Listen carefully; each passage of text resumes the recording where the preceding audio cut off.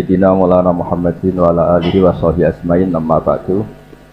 Teng ngarsa para sesepuh, para keluarga besar Bali Maksum ingkang kula hormati. Ya wonten Kiai Haji Jis keluarga dan Kiai Haji Hamam dan ingkang kula hormati saking keluarga Tebuireng wonten Gus Fahmi Amrullah wonten saking keluarga Termas, keluarga Lasem. Ya alhamdulillah kula kecewa. Tak pikir acara makan-makan. Ya mugi-mugi kecewa kula nu dadosaken keramat kula. Syarat kiai dikecewakno. Terus kula nu terkenal lak diundang wangel. Siji nggih menawa ora disombong juga ora disopan mboten ngerti. Nak jare sing ngundang nu sombong, nak jare pangeran insyaallah sopan. Mergo pidato terus ngandani wong. Ngandani wong ora sopan. Ya nak jari sing ngundang ngotot ya, nak rapat wae sing ora sopan. Nah, ini perspektif niku kalau utarakan kersane sing monis kula boten sopan tobat. Ya niki rileks mawon. Kula secara struktur keluarga manggil Bu Ida niku bulik karena kula niku generasi Mbak Aziz, Mbak Maimunah, gak ada putra namanya Mbak Idrus. Mbak Idrus juga ada putra Mbak Kula Fatimah, ibu kula generasi ke-6. Menarik keluarga kerapnya, misalnya Bu Ida, Mbak Ali Maksum, Mbak Nuriyah, terus Mbak Mas Furiyah, terus Mbak Abdul Aziz. Tapi buyut kula niku barep. Terus kula memang secara emosional dekat sekali sama keluarga Lasem. Cuma istilahnya kula keceluk Bani Umar. Sing teng mriki wonten Mbak Fatma niku garwanipun. Sakjane kula ngundang Zaki, nggih Zaki ngoten mawon. Sampai berhubung garwa Mbak kula terus kula terpaksa ngundang Mas Zaki. Nggih radi kriminal niku secara struktur keluarga niku. Maksudnya manggil Mas yang pernah adik ngerabi Mbak. Tapi ini betul penting lah. Kalau tak cerita sedikit tentang, tidak tahu saya terjemahnya tip itu ilmu kedokteran apa ilmu kesehatan saya juga tidak tahu. Tapi ketika Pak Amam rawuh tenggen kula sukani kitab Al-Qanun fit Tib karanganipun Ibnu Sina. Di antara yang didhawuhna Imam Syafi'i radhiyallahu anhu itu ngendikan al ilmu ilmani. Ilmu itu ada dua, ada ilmu fikih wa ilmu tib. Ilmu kesehatan. Kemarin kula alhamdulillah nderekaken Gus Zofur pas wisuda wonten Pak Imam Taufik, Profesor Imam Taufik. Kula niku sering cerita secara keilmuan. Ilmu kesehatan itu penting. Misalnya ada orang belajar sabar lewat referensi kayak hikam, kayak ikhya. Tapi makanannya itu pemicu emosi. Kalau guyon mbek Gus Zofur iku mandindi kira-kira. Jadi belajar itu sabar, wajib sabar. Tapi yang dimakan itu yang memicu emosi. Belajarnya tentang kesehatan berpikir, tapi nyabu. Artinya makanan itu punya pengaruh penting dalam sistem tubuh kita. Orang mabuk ya karena makanan, orang gampang emosi ya karena makanan. Makanya Imam Syafi'i di sini ngendikan ilmu fikih wa ilmu tib. Orang punya kemampuan rasionalitas itu kalau otaknya normal. Normal itu bisa dipicu disebabkan cara pandang. Cara pandang ini penting. Misalnya tadi, kalau orang ngundang saya itu pikirannya itu ngundang, kalau nggak dituruti itu terus mutung, darani sombong macam-macam. Kalau saya itu cara berpikir kebalik, diundang nang panggung, terus ngadeg, terus ngandani wong, kadang dikandani luwih sepuh, terus ruwet. Kulo niku pun memaklumatkan diri uzlah, mbah-mbah kulo niku terkenal wali, jadi kulo nggih mau daftar wali resmi. Jadi kulo niku sering niki cerita mawon kulo mungkin tidak sampai 20 menit. Selain mungkin buatan mampu nggih, memang nggak boleh lama-lama. Haram.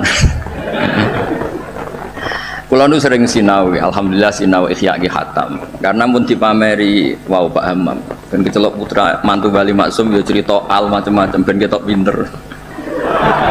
Tapi ternyata dendam mbek mertuane dicurigai Muhammadiyah terus dendam nganti saiki. Ya alhamdulillah niki Bu Ida boleh kula niki jenengan ndek bojo sing radi pendendam. Saking dendame membuktikan nak ndekne ora Muhammadiyah. Sampai sesulit ini untuk menjawab kalau beliau tidak Muhammadiyah. Mugi-mugi roh Mbak Maksum menerima bahwa menantunya ini benar-benar tidak Muhammadiyah. Padahal andekan Muhammadiyah itu juga gak masalah kan dengan makna lughat. Muhammadiyah itu umat Kanjeng Nabi Muhammad sallallahu alaihi wasallam. Jadi Muhammadiyah itu bisa nama ormas, bisa nama umatnya Rasulullah Shallallahu Alaihi Wasallam. Dulu Mbah Maksum ini cerita, Mbah Maksum dari sekian wasiat paling populer di keluarga Mbah Maksum itu, kowe kudu belo NU, tapi ora usah ngelek-ngelek Muhammadiyah. Itu masyhur, itu terdokumen di antara wasiatnya Mbah Maksum.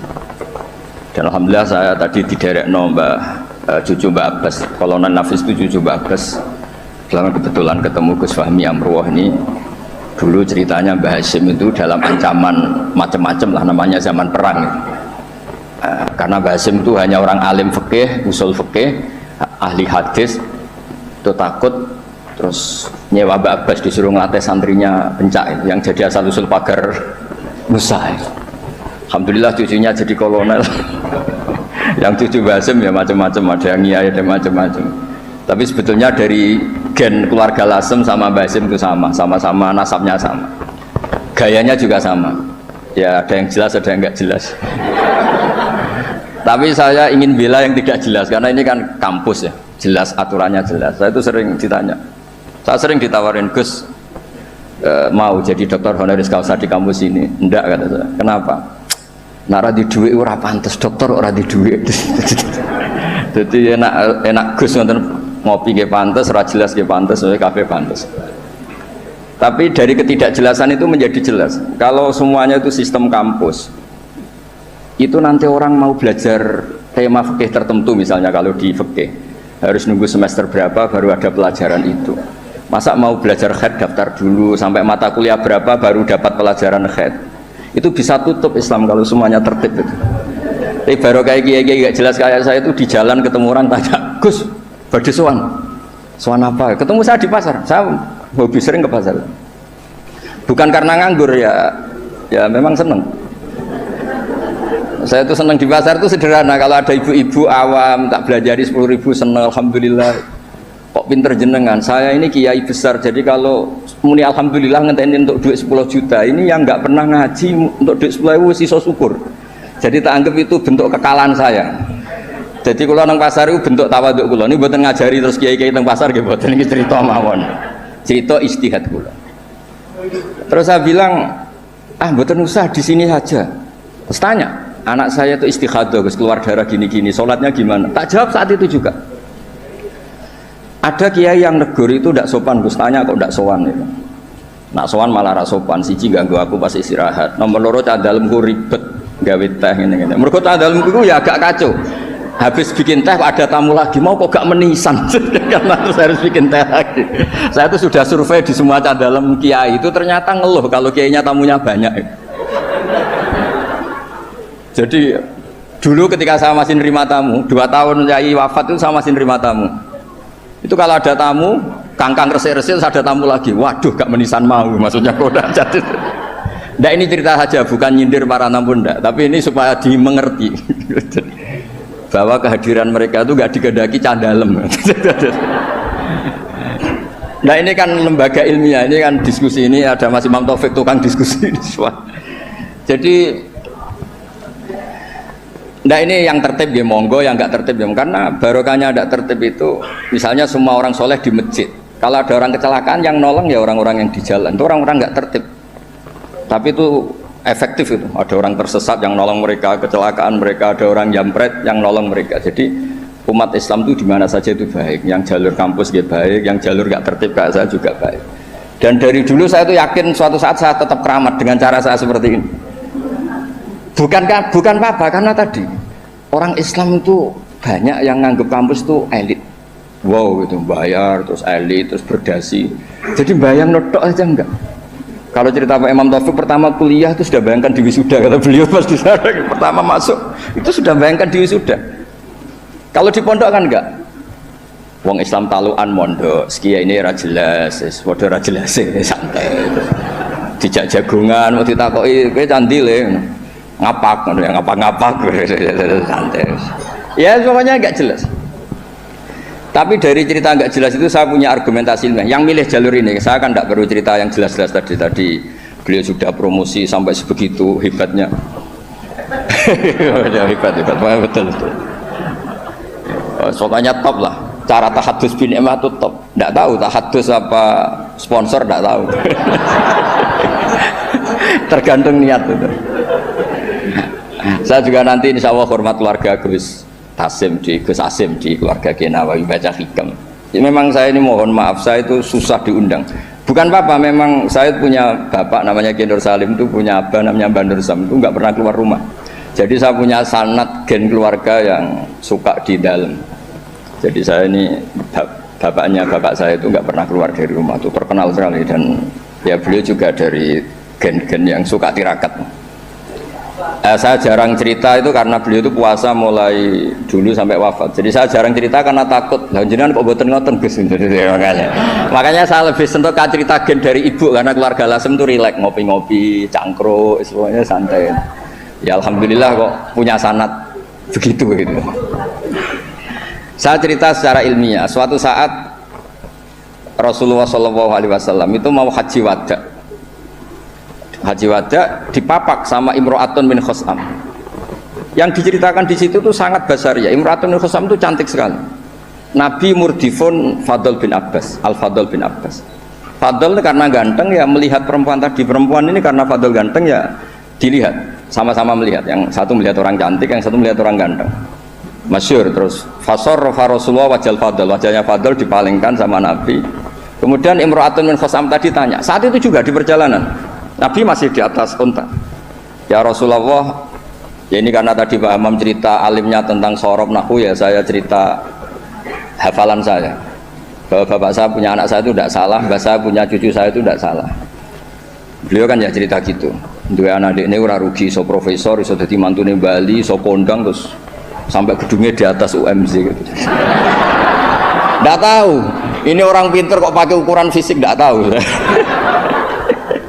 Kalau gedung itu kan fisik, tidak tahu cara berpikir gimana, tidak tahu. Karena saya ini alam rohani, ukurannya di klasmen kewalian, jadi itu kan nggak kelihatan. Jadi tidak tahu di klasmen berapa, tidak tahu.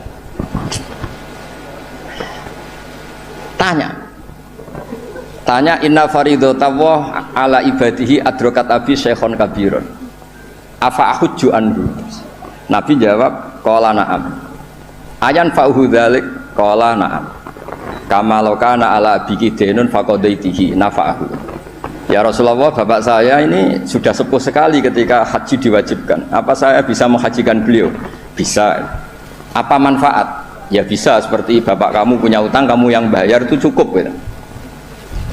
Lalu Imam Bukhari itu mengebabkan ini sampai 3 kali. Satu di bab haji makdud. Jadi sebetulnya haji itu ada 2, yang niabah atau badal, menghajikan yang mati karena sudah tidak bisa haji, atau menghajikan yang lumpuh yang nggak mungkin haji lagi, disebut haji makdud. Jadi Imam Bukhari mengebabkan babul hajil makdud atau al-ihjad anil makdud. Tapi di bab berikutnya dengan hadis yang sama persis beliau ngebabkan babu hajil mar'ati anir rojul, karena secara fikih ini masalah, masa perempuan mengganti lelaki. Tapi dengan hadis yang persis di bab ilmu Imam Bukhari mengebabkan babul futya fitorik, bab boleh fatwa ketika di tengah jalan. Jadi nggak perlu ada kiai, yang kiai resmi nggih monggo, kalau ada pertanyaan sowan dulu, daftar dulu nggih monggo. Kiai kayak saya seketemunya juga monggo. Saya itu 2005 itu tiap bulan ke Jogja di UI sama Profesor Zaini. Itu mesti ngebis. Ya mesti ada yang tanya. Jenengan Gus Mbak nggih. Wah, beneran Gus badhe tanglet. Niku kadang sampai Rembang sampai Semarang ora barbar. Tak takoki sampai 20. Loh kok banyak betul. Mumpung ketemu Gus, nah jenengan disowani wangel. Nggih barokahnya niku mboten bayar Pak Imam, dadi ikhlas. Mboten niki cerita mawon barokahe ketemu niku mboten bayar, dadi ikhlas ini. Jadi Indonesia ini berkah sekali, ada yang nekuni formalitas, ada Profesor Hamam, Profesor Imam Taufik, Gus Wofur, banyak. Ada yang nekuni yang kayak saya, tapi saya mohon yang kayak saya juga harus alim betul. Sehingga coba pera formal terus uteknya juga agak jelas, visinya agak jelas. Asal usulnya juga agak jelas. Enggak boleh, harus tetap jelas. Supaya Islam ini bisa ada di mana-mana. Orang bisa tanya kiai kapan saja, di mana saja. Saya ini haji itu tidak mutawif, bayar. Saya umroh juga milih bayar daripada gratis di kongkonan. Saya berkali-kali ditawari Gus haji Gus gratis kira-kira mau mari gue kongkonan gitu. Umroh juga sering ditawani Gus, jadi gak bayar aja. Duit 20 juta atau 40 juta ya jadi budak, kata jadi kok kongkon-kongkonan gitu. Wes ngono arahe kon ngesahno pilihan KPIH ini. Lho cara fikih ra salah itu kon ngesahno wong fatwa orderan kan. Jadi rada repot kadang gitu. Kadang padahal secara fikih itu bisa diperdebatkan sah tidaknya. Bukan sah tidaknya haji ya ibadah yang bukan penting-penting lah.